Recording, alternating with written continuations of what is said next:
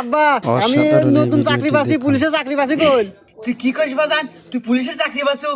চাকরি আমার পেয়ে শুনে আত্মাটা বাপের জুড়ে গেল কি বাজান। আমার অবস্থা কত করলো। স্বপ্ন ছিল তুই একটা চাকরি করবি, সরকারি চাকরি করবি। যাক বাজান, আমি খুব খুশি হচ্ছি বাজান তুই চাকরি পাচ্ছ।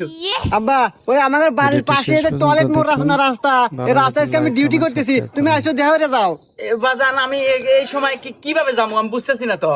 আরে আব্বা আমার মোটর সাইকেল আছে না, ওই মোটর সাইকেল বাইরে টান দিয়ে আইসো, এই যে টয়লেট মোড়ের রাস্তা, এই রাস্তায় এসে দেখা করি, কথা কই তোমাদের। আচ্ছা আচ্ছা বাবা, ঠিক আছে, আমি এখনই আসতেছি। বাজান আয়, আমার বুকে আয়।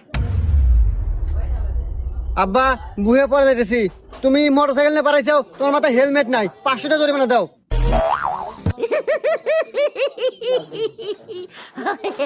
দা আমি কল তোর বাপ। দেখো আব্বা, আইনের গতির চলে, আইনের কোনো বাপ মাও নাই, আইনের কাছে সবাই